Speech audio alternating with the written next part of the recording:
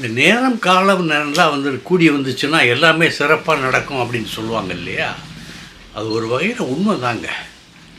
இப்போ இது வரைக்கும் ரொம்ப எப்போ வரும், ஏதாவது சொல்லுவாங்களா, ஏதாவது செய்வாங்களா அப்படின்னு எதிர்பார்த்துக்கிட்டு இருந்த ஆர்கேஎஃப்ஐ வந்து இப்போ முழு மூச்சாக வேலையை ஆரம்பிச்சிட்டாங்க. 2 படம் வேலை இல்லை. அதை நம்ம ரஜினிகாந்த் நடிக்கிற 173வது படம் அது கரெக்டாக அந்த அஸ்வத் மாரிமுத்து இது கரெக்டாக ஒர்க் அவுட் ஆயிடுச்சு. அவர் தான் அப்படிங்கிறது முடிவாயிடுச்சு. அதில் எந்த விதமான மாறுதலும் இல்லை, மாற்றமும் இல்லை. கேரக்டர் கொண்டு முடிவு பண்ணிட்டாங்க. ஃபோட்டோ ஷூட்டை நடத்தினாங்க. அவர் ஒரு பெரிய டாக்டர் மாதிரி மேக்கப் பண்ணி ஒரு கோட்டு ஸ்டெத்தாஸ்கோப் இதெல்லாம் வச்சு ஒரு டாக்டராக இது பண்ணி நிறைய ஆர்கேஃப்லேயே வச்சு நிறைய ஸ்டில்ஸ் எல்லாம் எடுத்தாங்க. அதாவது எப்படி அந்த தோற்றம் எப்படி இருக்குது, அதில் எதுவும் மாற்றம் செய்யலாமா அப்படிங்கிறதுக்காக இந்த ஃபோட்டோ ஸ்டில்லாம் எடுத்து பார்ப்பாங்க. அது ஒரு மிகப்பெரிய ஃபோட்டோகிராஃபரை தான் கூப்பிட்டு வந்து எடுப்பாங்க. ஏன்னா கேமரா ஆங்கிளுக்கு ஏற்ற மாதிரி படம் எடுத்து கொடுக்கணும். அது அந்த பெரிய வல்லுநர்களுக்கு தான் அது கைவந்த பழக்கம். சாதாரண ஃபோட்டோகிராஃபர்லாம் கொண்டு போய் வச்சு படம் எடுத்தால் அது சாதாரணமாக தான் தெரியும். அந்த ஃபிலிமில் வர்ற கேரக்டருக்கு ஏற்ற மாதிரி இருக்குமா, அந்த இது இருக்குமா அப்படின்னு பார்க்குறதுக்கு அந்த பெரிய ஃபோட்டோகிராஃபரை தான் கூப்பிடுவாங்க. அந்த மாதிரி வெங்கட்ராம் அப்படிங்கிற ஒரு பெரிய ஃபோட்டோகிராஃபர், இண்டஸ்ட்ரியில் பெரியவர், அவரை கூப்பிட்டு தான் அந்த ஃபோட்டோ ஷூட் நடந்தது. ஃபோட்டோ ஷூட் ரொம்ப திருப்திகரமாக வந்திருக்கு. கதை ஒரு டாக்டரை பற்றிய கதை. அந்த டாக்டரை பற்றி கதைன்னா அவர் வாழ்க்கையில் என்னென்ன நடந்தது, அது எந்த விதமான இடத்துக்கு அவரை கூட்டிகிட்டு போச்சு அப்படிங்கிறதெல்லாம் வச்சு ஒரு சூப்பர் டூப்பர் கதையை நம்ம அஸ்வத் மாரிமுத்து தயார் பண்ணியிருக்காது. Rajinikanth okay, Kamal sir okay. Shooting இதை சீக்கிரமே நம்ம இங்கே தான் சென்னையில் தான் நடக்க போகுது. சென்னை அடுத்த ஒரு வெளியே தான் ஒரு பெரிய இடத்துல நான் நேற்றே சொன்னேன்ல, முந்தா நாள் சொன்னேன் இல்லையா, அது மாதிரி ஒரு செட்டு போட்டுக்கிட்டு இருக்காங்க. செட்டில் தான் வச்சு படம் எடுக்க போகிறாங்க. ரஜினிகாந்தை எங்கெங்கே கொண்டு போய் வெளியெல்லாம் கொண்டு போய் அவரை ரொம்ப கஷ்டப்படுத்த வேணாம் அப்படிங்கிற ஒரு எண்ணத்தில் இந்த மாதிரி ஒரு அவருக்கு இணக்கமான வழி ஷூட்டிங் நடக்க போகுது. சரி, இது ரஜினி சார் படத்தை பற்றி இது. அடுத்து நம்ம அன்பறிவு மாஸ்டர் படம், அது இந்த மாதம் அல்லது ஜூலை மாதம் ஆரம்பமாகும். அதுக்கான வேலைகள் நடந்துக்கிட்டு இருக்கு. என்னென்ன எங்கெங்கே எல்லா பொருட்கள் எப்போ எதெல்லாம் தேவைப்படும், செட்டு ப்ராப்பர்ட்டிஸு இதெல்லாம் இப்போ எல்லாம் தயார் பண்ணி வச்சுருக்காங்க. இப்போ சார் என்னைக்கு எஸ் அப்படின்னு சொல்கிறாரோ, கமல் சார் எஸ்ன்னு சொல்கிற அன்னைக்கு படப்பிடிப்பு ஆரம்பம்.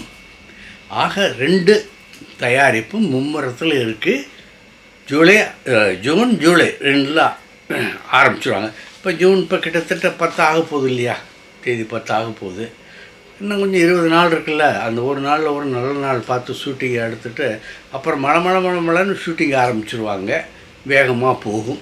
அப்புறம் நம்ம தான் கமல் சாரை பார்க்குறதுக்கு கொஞ்சம் கஷ்டப்படணும். ஏன்னா அவர் ஷூட்டிங்கில் மூழ்கிட்டாருன்னா அந்த மேக்கப்பு அந்த இதோடு சேர்த்து யாரையும் வெளியாட்களை யாரையும் அவர் சந்திக்க மாட்டார். அதனால் நம்ம தான் கொஞ்சம் வெயிட் பண்ணி காத்துட்ருக்கணும் அவருடன் பேசுகிறதுக்காக. சரி, அடுத்து உங்களுக்கு யாசிகா ஆனந்த் அப்படின்னு ஒரு நடிகையை தெரியும், கவர்ச்சி நடிகை. அந்த கவர்ச்சிக்காகவே அவர் அவதாரம் எடுத்த ஒரு மாதிரி, என்ன ஆங்கிளில் வேணாலும் நீ எடுத்துக்கையா, நீ சொல்லு நான் ரெடி அப்படிங்கிறதுல தான் அந்த அம்மா கரெக்டாக இருப்பாங்க.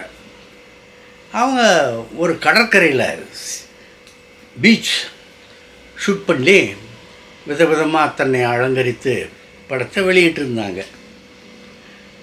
இந்த மாதிரி நடிகைகள் வெளியிடும்போது அதை கமெண்ட் பண்ணுறது வாசகர்களுக்கு, அவருடைய நேயர்களுக்கு, அவருடைய ரசிகர்களுக்கெல்லாம் பழக்கமானது தானே. அது ஒன்றும் வித்தியாசம் கிடையாது. அதில் ஒருத்தர் ரொம்ப கிண்டலாக பதில் அனுப்பிச்சிட்டான். இப்படி அரைகுறையாக ட்ரெஸ் பண்ணி கடற்கரையில் இது பண்ணிட்டீங்கன்னா பப்ளிக் நியூஸ் என்று சொல்லி உங்கள் மேலே சிஎம் நடவடிக்கை எடுத்துடுவார் அப்படிங்கிற மாதிரி ஒரு கமெண்ட்டை தட்டி விட்டான். இந்த அம்மா உடனே என்ன பதில் சொன்னிச்சான், அவர் வந்து ஒரு ஏற்கனவே ஒரு நடிகையோட கிசுகிசுக்கப்படுறாருல்ல திரிசா,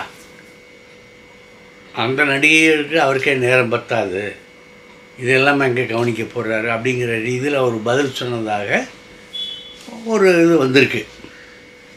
இது நான் சொல்லவே இல்லை. இந்த நாளாந்திர நாளாந்திர ஊடகங்கள் இருக்குது பார்த்தீங்களா, அவங்க தங்களுடைய பார்வையாளர்களுடைய எண்ணிக்கையை, லைக்குகளை அள்ளுவதற்காக இந்த மாதிரி மோசமான பொய்கள் எல்லாம் அவிழ்த்து விடுறாங்க. நம்பாதீங்க, நான் அப்படியெல்லாம் சொல்லவே இல்லை அப்படின்னு அவங்க பதில் சொல்லியிருக்காங்க. உண்மை அதுதான். இல்லாததை இருக்கிற மாதிரி இட்டுக்கட்டி அவங்க எங்கே பதில் சொல்ல போகிறாங்க அப்படின்னு தங்கள் கைவரிசையை காட்டுறது தான் இப்போ இன்றைய ஊடகங்களுடைய வேலையாக இருக்குங்கிறத நான் தெரிவிச்சுக்கிறேன். ஒரு தரமான பத்திரிகை உலகத்திலேருந்து வந்தவர்கள், திரையுலகம் சார்ந்தவர்கள்லாம் இன்றைக்கி நிறைய யூடியூப்பு மற்றதெல்லாம் வச்சுருக்காங்க. அவங்கெல்லாம் இந்த மாதிரி திறந்தாழ்ந்து கேடுகட்டு போகிறதில்ல. அவங்க என்றைக்குமே, ஏன்னா அவர்கள் வந்து கற்றுக்கொண்ட பாடம் வந்து அவ்வளோ தரமானது, உயர்வானது. இதுபுறம் இந்த இடையில் வந்தவங்க, கையில் ஃபோன் இருக்கவங்கலாம் ஃபோட்டோகிராஃபர் ஆயிடுறான், ரிப்போர்ட்டர்னு சொல்லிக்கிறான்ல, அந்த வரிசையில் வந்த கதை தான் இது. சில பேர் என் மேலே கோவப்படலாம், அதுக்காக உண்மையை சொல்கிறதுல ஒன்றும் இப்போ இது இல்லையே. ஏன்னா இனிமேல் நிறைய கையில் ஃபோன் பூரா பத்திரிக்கையாளன் தான் அப்படின்னு ஒரு நிலைமை வந்துருச்சு. நீ அதுக்கு அடுத்த கட்டம் என்னங்கிறது தெரியலை. அந்த யாசிகா ஆனந்த் ரொம்ப வருத்தப்பட்டு பதிவு போட்டிருக்காங்க. நம்பாதீங்க அப்படிங்கிறாங்க. நம்ம உங்களுக்கு அவர்கள் சொன்னதை நான் உங்கள்கிட்ட சொல்லிடுறேன். அடுத்து நம்ம கொஞ்சம் படம் அந்த ஒவ்வொரு பதிவுலேயும் ஒரு ருசிகரமான செய்தியை நம்ம சொல்லிக்கிட்டு இருக்கோம். அதாவது கொஞ்சம் செக்ஸ் கலந்த சம்பவங்களை. இப்போ நேற்று என்ன சொல்லியிருந்தோன்னா, மருமக மாமியாரை கல்யாணம் பண்ணிக்கிட்டான், கோர்ட் வழியாகவே கல்யாணம் பண்ணிக்கிட்டான் அப்படிங்கிற மாதிரி ஒரு தகவலை சொல்லிடுது. இப்போ ரஞ்சினி ஹரிதாஸ் இவங்க வந்து நல்ல குடும்பத்தில் பிறந்தவங்க, உயர் குடும்பத்தில் பிறந்தவங்க, நல்ல கோட்பாடுகள் இருந்தவங்க. இவங்க தொகுப்பாளராக இருந்தாங்க, எடிட்டிங்கில் இருந்தாங்க, அடுத்து இசையிலையும் இருந்தாங்க, சினிமாவில் நடிக்கவும் செஞ்சாங்க. இவங்க தனக்கு ஏற்பட்ட ஒரு கொடுமையான ஒரு சம்பவத்தை சொல்லியிருக்காங்க. அவங்க சொல்கிறாங்க, நானும் மலையாளத்தில் பிரபலமான ஒரு நடிகரும் நல்ல நண்பர்களாக இருந்தோம். அவர் ஒரு உயர்ந்த திறமையுள்ள நடிகர். அவருடன் நான் சகஜமாகத்தான் பழகினேன். திடீர்னு ஒரு நாள் வந்து அந்த நடிகர் வந்து எனக்கு ஒரு ஃபோட்டோ அனுப்பிச்சிருந்தார்.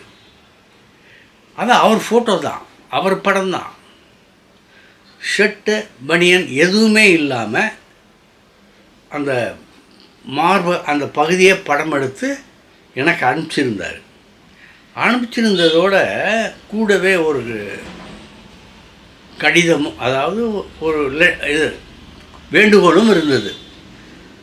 இந்த எழுதுவாங்கள்ல, அந்த படத்தை அனுப்பிச்சிட்டு அது கூட சேர்ந்து ஒரு குறிப்பு எழுதுவாங்கள்ல, அது மாதிரி ஒரு குறிப்பு எழுப்பியிருக்கிறார் அந்த நடிகர். நீங்களும் என்னை மாறி, அதாவது அந்த ஆஃப் நிர்வாகம்னு சொல்லுவோம்ல, சட்டை இல்லாமல் பனியன் இல்லாமல் எடுத்த படம், அந்த மாதிரி நீங்களும் உங்களால் இந்த மாதிரி உங்களை படம் எடுத்து எனக்கு அனுப்ப வேண்டும் அப்படின்னு ஒரு கோரிக்கையை வச்சு அந்த கடிதத்தை இதை அனுப்பிச்சிருந்தார், ஃபோட்டோவை அனுப்பிச்சிருந்தார். அந்த அம்மா பார்த்துச்சு, நல்ல நண்பராக இருக்கான், பழகிறதுக்கு எளிமையாக இருக்கான், வேறு எந்த விதமான தீய பழக்கமும் இல்லை. ஆனால் இப்போ திடீர்னு இந்த மாதிரி ஒரு கேட்குறானே, என்ன ஆச்சு உனக்கு அப்படின்னு இவங்க பதில் போட்டாங்க. அதுக்கு அவர் பதில் சொல்லலை. அதன் பிறகு அந்த நட்பை அவங்க வந்து துண்டிச்சிட்டாங்க. இன்னொரு சம்பவத்தையும் சொல்கிறாங்க.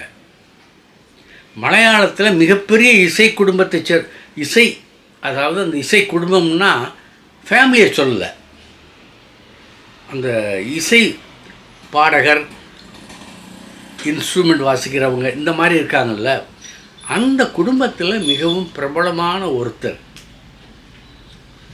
இசையமைப்பாளர், பல்துறை வித்தகர். அவர் ஒரு நாள் எனக்கு ஒரு செய்தி அனுப்பிச்சார். என்னுடன் படுக்க விருப்பமா அப்படின்னு கேட்டிருந்தார். இதெல்லாம் லூசுத்தனமாக இருக்குது. இந்த மாதிரியெல்லாம் கேள்வி கேட்குறான். இவனை நம்ம எந்த உயர்ந்த இடத்துல இவனை வச்சுருந்தோம், நான் இப்படி இது பண்ணுறானே அப்படின்னு ஒரு இயல்பான கோபம் வந்துச்சு. என்ன நினச்சிட்டு இருக்கீங்க என்ன அப்படின்னு கோபமாக இந்த அம்மா சொன்னாங்க. அதுக்கு அந்த ஆள் ரொம்ப திமிரோட, நான் எல்லார் வீட்டு கதவையும் தட்டுவேன், இஷ்டம் இருந்தால் கதவை திறந்து வா, இல்லையா கதவை மூடிட்டு இரு, இப்படி திமிர்த்தனமாக அவன் பதில் சொன்னான்.